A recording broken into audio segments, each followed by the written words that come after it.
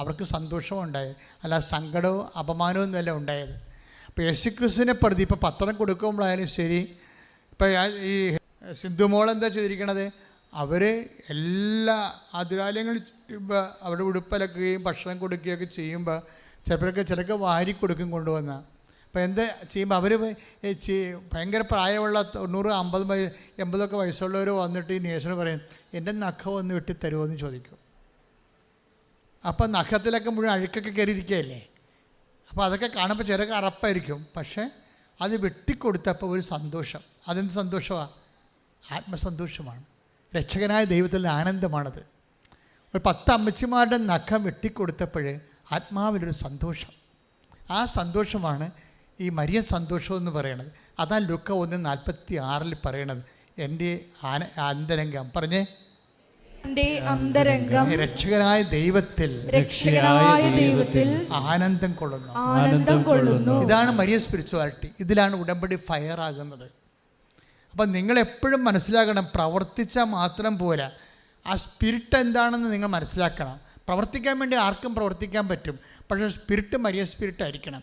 Maria spirit എന്ന് പറയുന്നത് എന്താണ്? രക്ഷകനെ അടിസ്ഥാനപ്പെടുത്തിയിരിക്കുന്നത്. എൻ്റെ അമ്മയുടെ സന്തോഷം എന്താണ്? എൻ്റെ അന്തരംഗം രക്ഷകനായ ദൈവത്തിൽ. രക്ഷകനായ ദൈവം ആരാണ്? ഈശോയാണ്. ഈശോയിലാണ് ആനന്ദിക്കുന്നത്. അപ്പോൾ ഓരോ ക്ലേശം അനുഭവിക്കുമ്പോഴും അതിനുവേണ്ടി നിങ്ങളുടെ ഉപവി പ്രവർത്തനങ്ങളും അതുപോലെ രോഗി പരിചരണങ്ങളിലും അതുപോലെ നിങ്ങൾ ക്ലേശം അനുഭവിക്കുമ്പോഴും ആത്മാവിൽ ആനന്ദം അനുഭവിച്ചാൽ നിങ്ങൾ ആത്മാവിൻ്റെ ഫലങ്ങളിലാണ് കൈയിടിച്ച് കർത്താവിനെ ശ്രദ്ധിക്കട്ടെ.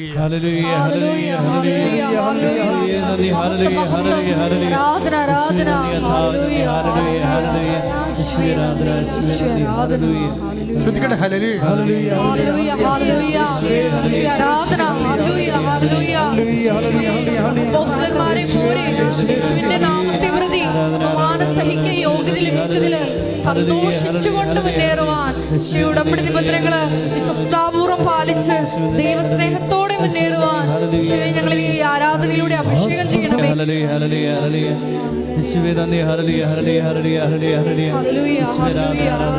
ലൂക്ക 1:48 അവിടുന്ന് തൻ്റെ ദാസിയുടെ താഴ്മയെ കടാക്ഷിച്ചു. ഇപ്പോൾ മുതൽ സകല തലമുറകളും എന്നെ ഭാഗ്യവതി എന്ന് പ്രകീർത്തിക്കും. അപ്പോൾ അനുഗ്രഹം അല്ലെങ്കിൽ ഭാഗ്യം, ബൈബിളിലെ അനുഗ്രഹത്തിന് ഭാഗ്യമെന്നും ഭാഗ്യത്തിന് അനുഗ്രഹമെന്നും പറയും. ഈ അനുഗ്രഹം വരുന്ന വഴികൾ എന്താണ്? അത് മരിയൻ വഴികളാണ് ശരിക്കും. ആ മരിയൻ വഴികൾ എന്താണ്? ലൂക്ക 1:48 ഒന്നിന് വായിച്ചേ. അവിടുന്ന് തന്റെ ദാസിയുടെ താഴ്മയെ കടാക്ഷിച്ചു എന്ന് പറഞ്ഞു. അവിടുന്ന് തന്റെ ദാസിയുടെ താഴ്മയെ കടാക്ഷിച്ചു. ദൈവം പ്രസാദകരമായിട്ട് കടാക്ഷിക്കണേ എങ്ങനെയാണ്? എന്താണത്? താഴ്മയാണ്. അതുകൊണ്ടാണ് ഞാൻ എപ്പോഴും ചോദിക്കണത്, നിങ്ങൾക്ക് ആസ്തിയുണ്ടോ എന്ന് ചോദിക്കണത്. ഇപ്പല്ലേ ലൂക്കാന്റെ സുവിശേഷം 14:29 എടുത്ത് ശ്രദ്ധിക്കട്ടെ.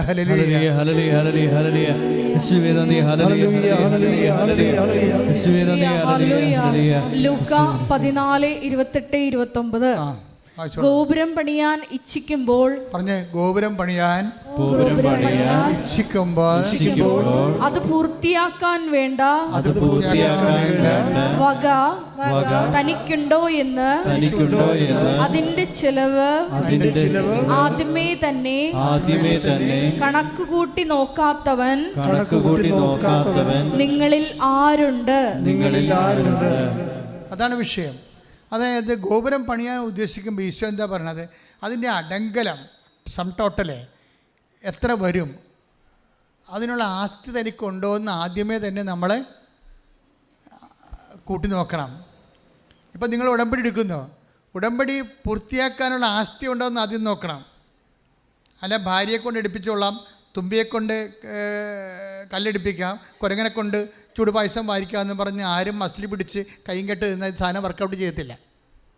അത് ഭയങ്കര സീരിയസ് പറയുകയാണ്. നിങ്ങളിങ്ങനെ എല്ലാം മറ്റുള്ളവരെ കൊണ്ട് ചെയ്യിക്കുന്ന ആൾക്കാരോടല്ല. കുടുംബത്തിൽ ഉടുപ്പ് അലക്കണതും തേപ്പിക്കണതും ഒക്കെ എല്ലാം ഓരോരുത്തരെ കൊണ്ട് ചെയ്യിക്കുന്ന ആൾക്കാരുണ്ടല്ലോ. അവരവർക്ക് നിങ്ങൾ ഉടമ്പടിയും ചെയ്യിക്കാമെന്ന് വിചാരിച്ചു കഴിഞ്ഞാൽ കെട്ടിയ കൈ ഇങ്ങനെ തന്നെ ഇരിക്കുകയുള്ളൂ, പിന്നെ കൈ പൊങ്ങത്തില്ല. കാര്യം എന്താ? ദൈവത്തിനിട്ട് നിങ്ങൾ പണി കൊടുക്കണമെന്ന് നിങ്ങളെങ്കിലും തിരിച്ചറിയണം. അതുകൊണ്ട് ആസ്തി ഉണ്ടോ എന്ന് നോക്കണം.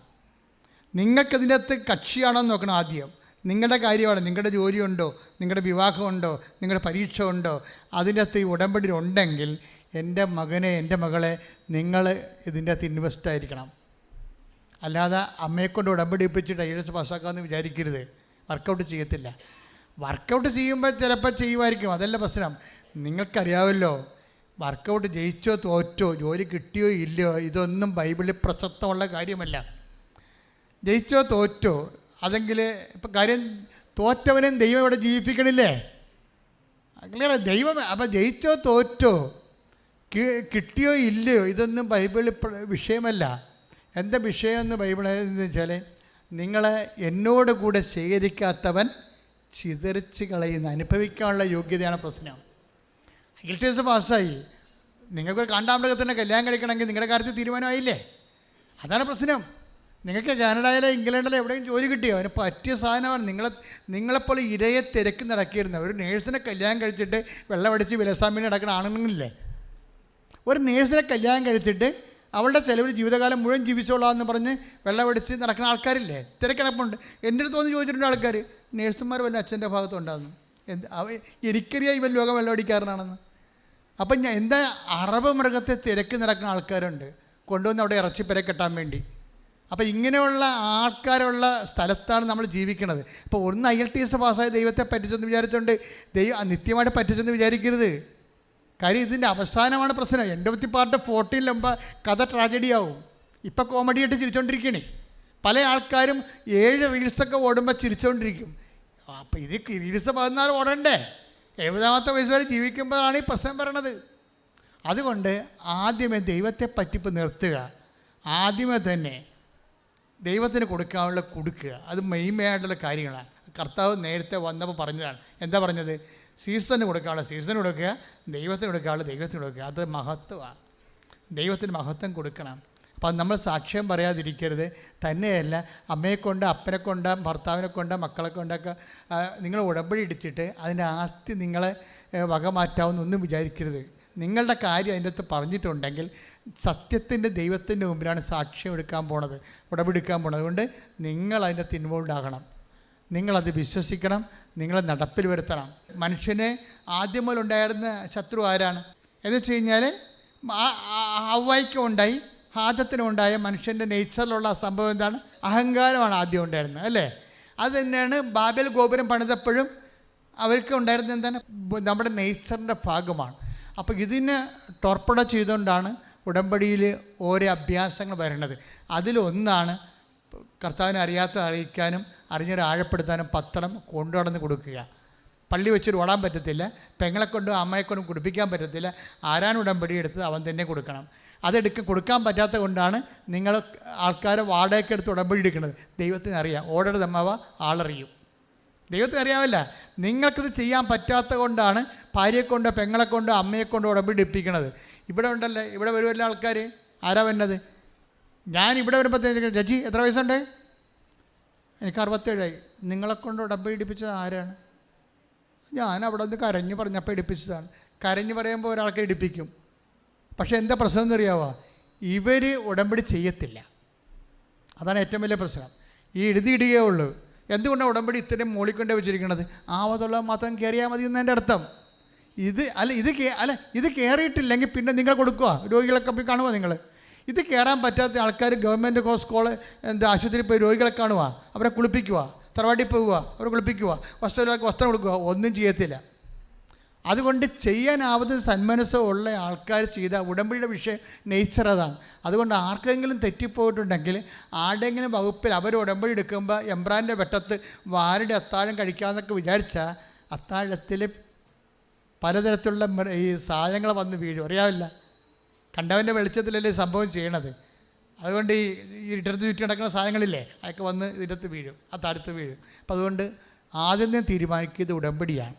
അപ്പോൾ ദൈവത്തിന് വേണ്ടി ജീവിക്കാൻ തീരുമാനിച്ചുകൊണ്ട് ഉടമ്പെടുക്കാൻ വേണ്ടി സ്തുതിക്കട്ടെ. ഹല്ലേലൂയ. ഹല്ലേലൂയ ഹല്ലേലൂയ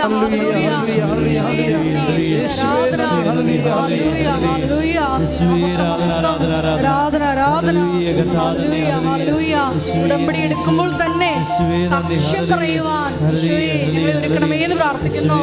സാക്ഷ്യം പറയാനുള്ള വലിയ കൃപ നൽകണമേ എന്ന് പ്രാർത്ഥിക്കുന്നു. സാക്ഷ്യത്തോടെയാണ് ഇത് ആരംഭിച്ചത്. ഇത് വെച്ച് അവസാനിപ്പിക്കുകയാണ്. സുസൈൻ ഡിസിൽവ ഇന്നലെ കഴിഞ്ഞ ദിവസമാണ് സാക്ഷ്യം പറഞ്ഞത്. അവരെന്നാ ഉടമ്പടി എടുത്തിരിക്കുന്നത്? ജനുവരി 19. ജനുവരി കഴിഞ്ഞിട്ട് ഫെബ്രുവരി 19 അല്ലേ? അപ്പോൾ ഒരു മാസം. അതിനുള്ളിൽ തന്നെ അവിടെ രോഗം ഓപ്പറേഷൻ പോലും ഇല്ലാതെ മരുന്ന് പോലും കഴിയൊക്കെ അമ്മ മാറ്റിക്കൊടുത്ത്. പിന്നെ എന്താ സംഭവിച്ചിരിക്കുന്നത് അവർക്ക്? പിന്നെ അവരുടെ വെച്ചിരിക്കുന്ന വിഷയങ്ങൾ ഒന്നൊന്നായിട്ട് അവർ പറയുന്നുണ്ട്. 6 വിഷയം പറഞ്ഞ് 6-7 കാര്യം അമ്മ ചെയ്തിട്ടുണ്ട്. അനിയത്തിക്ക് വീട് കിട്ടി. പിന്നെ അമ്മായിയമ്മയുടെ മുട്ടിൻ്റെ നീര് മാറി അവർ നന്നായിട്ട് നടക്കാൻ തുടങ്ങി. ഇതെല്ലാം ഇപ്പം എത്ര? മാർച്ച് എത്രയാണ്? മാർച്ച് 4. മാർച്ച് 19 ആയിട്ടില്ല. 60 ദിവസം തികഞ്ഞിട്ടില്ല. 50 ദിവസത്തിനുള്ളിലുള്ള 6 കാര്യത്തിന് 7 കാര്യം നടത്തിക്കൊണ്ടാണ് അതാണ് പരിശുദ്ധാത്മാവിൻ്റെ ഫലങ്ങളെന്ന് പറയണത്. അതുകൊണ്ട് ഇവരുടെ സാക്ഷ്യം ഒന്ന് കേട്ടിട്ട്, ഇത് അച്ഛൻ്റെ ഈ ടോക്കും കൂടി കേട്ടിട്ട് നിങ്ങൾ ഉടമ്പടി നിങ്ങൾ ഷഫിൾ ചെയ്തിട്ട് റീഷിഫ്റ്റ് ചെയ്യണം. രണ്ടാമത് പുനഃക്രമീകരിക്കണം. കാര്യം ഈ സ്പിരിറ്റ് നോക്കണം. ഉടമ്പടി മരിയൻ ഉടമ്പടി fired and powered by Marian spirituality. അത് പരിശുദ്ധാത്മാവിൻ്റെ ഫലങ്ങളാണ്. അപ്പോൾ അത് കറക്റ്റ് ചെയ്ത് കഴിഞ്ഞാൽ ഏറ്റവും അവസാനം പറഞ്ഞത് എന്താണ്?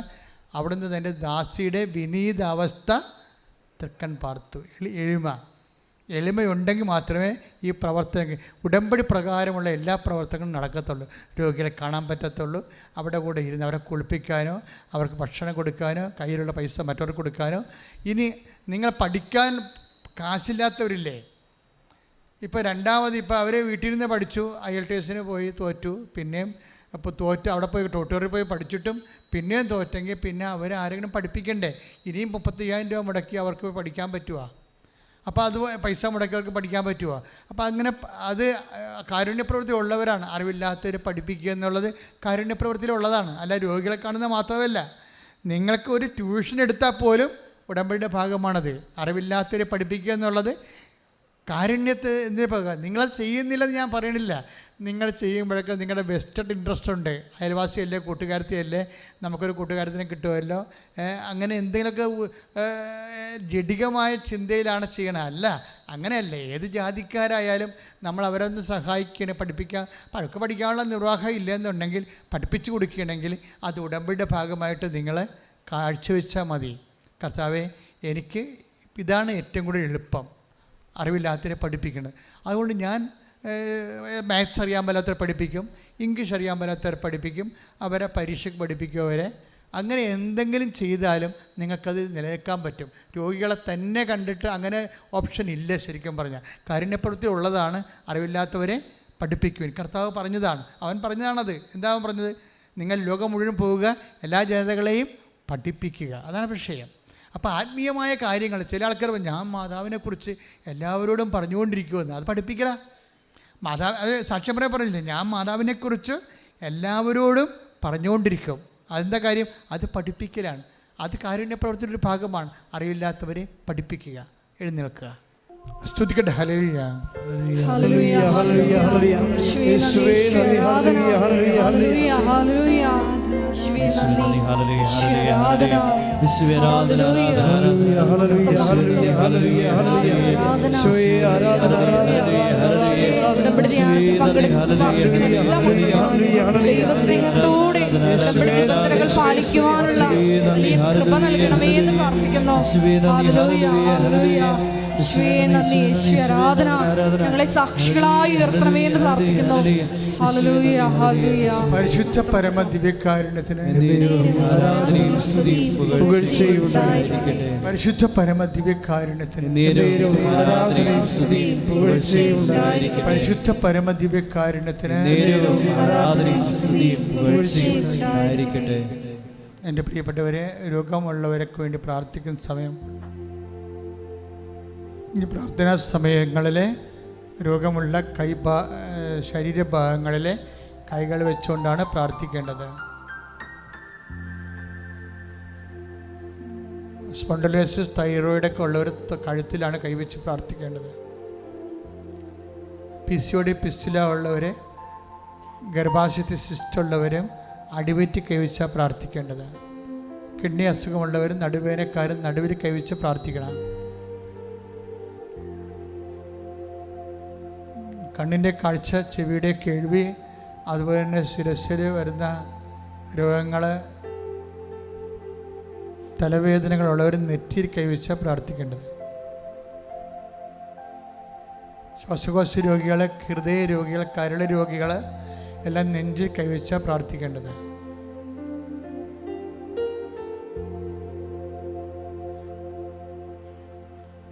ഹൃദയരോഗികളുടെ കൂടെ കരൾ രോഗികളും പാൻക്രിയാസ് രോഗികളും എല്ലാം നെഞ്ചിൻ്റെ പൊട്ടിൽ കൈവച്ചാൽ പ്രാർത്ഥിക്കേണ്ടത്.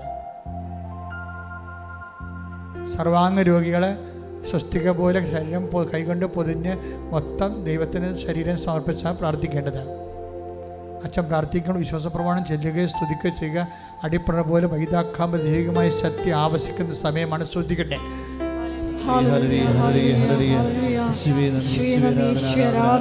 നല്ലവനായ ഈശോയെ, നിന്റെ ഉന്നതമായ നാമത്തിന് സ്തോത്രം ചെയ്യുന്നു കർത്താവേ. നിന്റെ ഉന്നതമായ നാമത്തിന് സ്തോത്രം ചെയ്യുന്നു കർത്താവേ. കർത്താവേ, നിന്റെ ഉന്നതമായ നാമത്തിന് സ്തോത്രം ചെയ്യുന്നു കർത്താവേ. നിന്റെ വിശുദ്ധ പൗരോഹിത്യത്തെ കർത്താവേ അങ്ങ് മഹത്വപ്പെടുത്തണമേ കർത്താവേ. കർത്താവെ, വിശുദ്ധ പൗരോഹിത്യത്തെ മഹത്വപ്പെടുത്തണമേ കർത്താവേ. കർത്താവെ, സഭയിലുള്ള സാന്നിധ്യം പ്രകടമാക്കണമേ കർത്താവെ. 36 വർഷം ഞാൻ അർപ്പിച്ച കൃപാനയുടെ യുവതിയാണ്. കൃപാസ്ഥാനത്താറ് ജീവനോടെ പ്രത്യക്ഷപ്പെട്ട മാതാവിൻ്റെയും മാധ്യസ്ഥത്തിൽ പിതാവിൻ്റെയും പുത്രൻ്റെയും പരിശുദ്ധനാമത്തിൽ മാരക രോഗങ്ങൾ, ശിരസ് രോഗങ്ങൾ, കരണരോഗങ്ങൾ, നാസിക രോഗങ്ങൾ, കണ്ണിൻ്റെ കാഴ്ചയുടെ രോഗങ്ങൾ യേശുവിൻ്റെ നാമത്തിൽ മാറിപ്പോകട്ടെ. കർത്താവെ, നിന്റെ വിശുദ്ധ പൗരോഹിത്യത്തെ മഹത്വപ്പെടുത്തണമേ കർത്താവെ. സഭയിലുള്ള സാന്നിധ്യം പ്രകടമാക്കണമേ അമ്മേ. പരിശുദ്ധമ്മേ, തൈറോയ്ഡ് രോഗികൾ, ടോൺസൈറ്റ് രോഗികൾ, സ്പോണ്ടിലോസിസിൻ്റെ രോഗങ്ങളുള്ളവരെ, പിൻകഴുത്തിൽ അസുഖമുള്ളവരെ, മുഴയുള്ളവരെ, ക്യാൻസറുള്ളവരെ, ചെവിക്ക് വേദനയുള്ളവരെ, ചെവിക്ക് പഴുപ്പ് വരുന്നവരെ, കണ്ണ് അടക്കാൻ പറ്റാത്തവരെ കർത്താവെ, മൂക്കിന് അഡിനോയിഡിൻ്റെ അസുഖമുള്ളവരെ കർത്താവെ സ്പർശിക്കണമെന്ന് പ്രാർത്ഥിക്കുന്നു. ദൈവത്തിൻ്റെ കരുണ ചൊരിയട്ടെ, ദൈവത്തിൻ്റെ കരുണ ചൊരിയട്ടെ കർത്താവ്. കണ്ണ് രോഗികൾ, കിഡ്നി രോഗികൾ കർത്താവെ, പാൻക്രിയാസ് അസുഖമുള്ളവർ, ഹൃദയ രോഗികൾ, ശ്വാസകോശ രോഗികൾ കർത്താവിൻ്റെ വിശുദ്ധമായ രക്തത്തെ കഴുകട്ടെ. അടഞ്ഞുപോയ വാൽവുകൾ കർത്താവിൻ്റെ കൃപയിൽ നാമത്തിൽ തുറന്നു വരട്ടെ.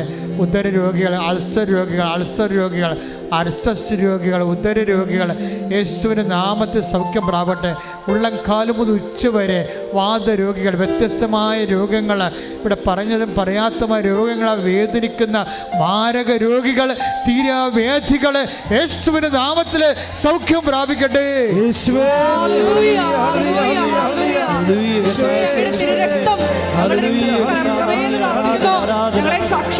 പരിശുദ്ധ പരമദിവ്യകാരുണ്യത്തിന് പരിശുദ്ധ പരമദിവ്യകാരുണ്യത്തിന്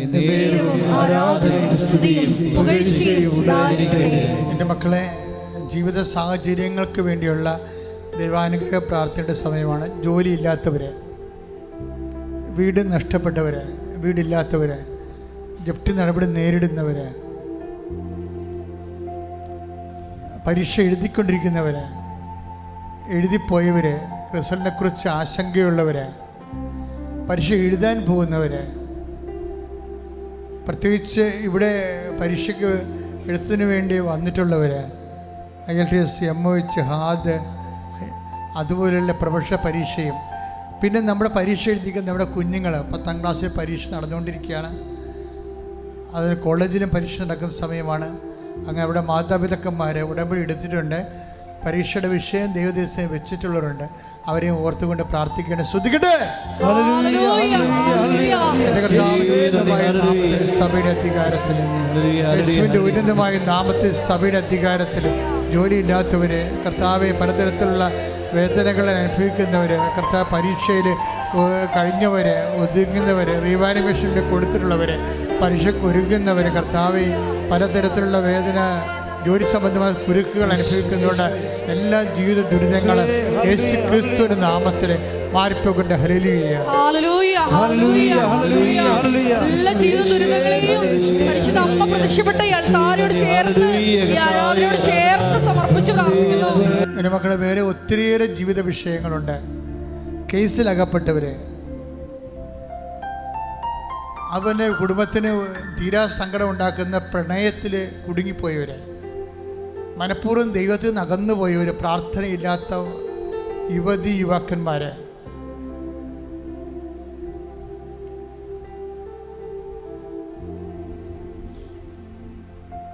ജീവിത വരുമാന മാർഗമില്ലാത്തവർ, അത് മുട്ടിപ്പോയവർ, പലതരത്തിലുള്ള ബാങ്ക് ഡിമാൻഡ് നോട്ടീസ് ലഭിച്ചിരിക്കുന്നവർ, പക്ഷെ അതിനെ അടക്കാനൊരു മാർഗം അവർ കാണാത്തവർ, വിവാഹ തടസ്സമുള്ളവർ, കുഞ്ഞുങ്ങളില്ലാത്തവർ, വിദേശ ജോലിയിൽ അവിടെ വീട് വാങ്ങിക്കാൻ ഉദ്ദേശിക്കുന്നവർ, കിട്ടാത്തവർ, വീട് വിൽക്കാൻ ഉദ്ദേശിക്കുന്നവർ, നാട്ടിലായാലും വീട് വിൽക്കാൻ ഉദ്ദേശിക്കുന്നവർ, സ്ഥലം വിൽക്കാൻ ഉദ്ദേശിക്കുന്നവർ, നടക്കാത്തവർ, അന്യദേശങ്ങളിൽ സ്ഥലം വാങ്ങിച്ചിട്ടിട്ട് അവിടെ പൊറുക്കാൻ പറ്റാതെ വിറ്റ് മാറാൻ ഉദ്ദേശിച്ചിട്ട് വിൽക്കാൻ പറ്റാത്തവർ, അവരെല്ലാം ഓർത്ത് പ്രാർത്ഥിക്കേണ്ട സമയമാണ്. കിടപ്പ് രോഗികൾ, പലതരത്തിലുള്ള മയക്കുമരുന്നിന് അകപ്പെട്ടു പോയവർ, കർത്താവിൻ്റെ വിശുദ്ധമായ രക്തം അവരുമെല്ലാം തളിക്കപ്പെടാൻ വേണ്ടിയും, ശത്രുക്കൾ ചവിട്ടിപ്പിടിച്ച് വെച്ചിരിക്കുന്ന നിങ്ങളുടെ സ്വത്തുകൾ, നിങ്ങൾ ജീവിക്കാൻ മാർഗമില്ലാത്ത അവസ്ഥകൾ, കണ്ണീരോടെ കർത്താവിന് തിരിച്ച് അമ്മയുടെ മധ്യം സമർപ്പിച്ചുകൊണ്ട് ശ്രുതിക്കട്ടെ.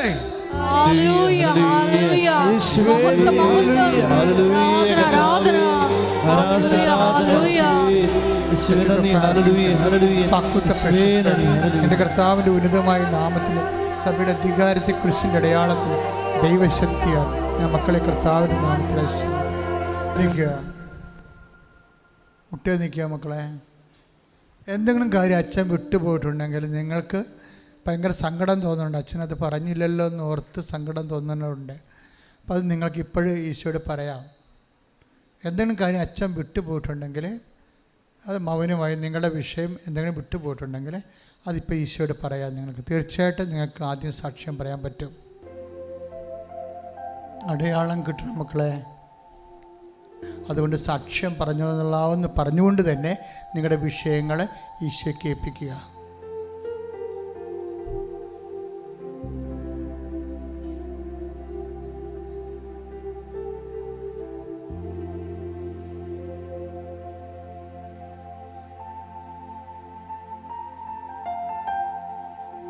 Price lord. മുട്ട നിൽക്കുക. ആശീർവാദം.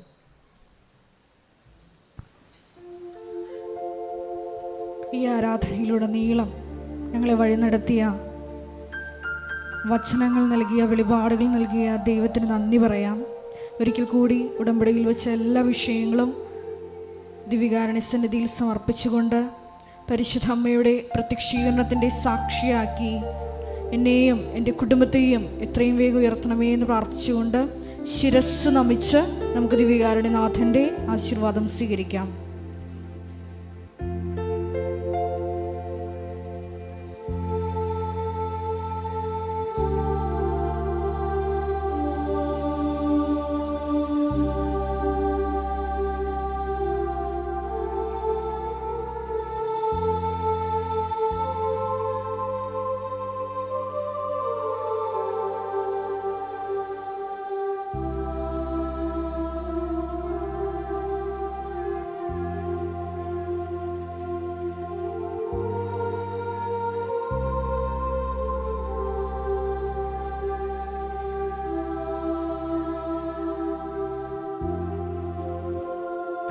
പരിശുദ്ധ പരമമാ ദിവ്യകാരുണ്യമേ, എന്നുമെന്നും അങ്ങേയ്ക്കാരാധന. പരിശുദ്ധ പരമമാ ദിവ്യകാരുണ്യമേ, എന്നുമെന്നും അങ്ങേയ്ക്കാരാധന. പരിശുദ്ധ പരമമാ ദിവ്യകാരുണ്യമേ, എന്നുമെന്നും അങ്ങേയ്ക്കാരാധന.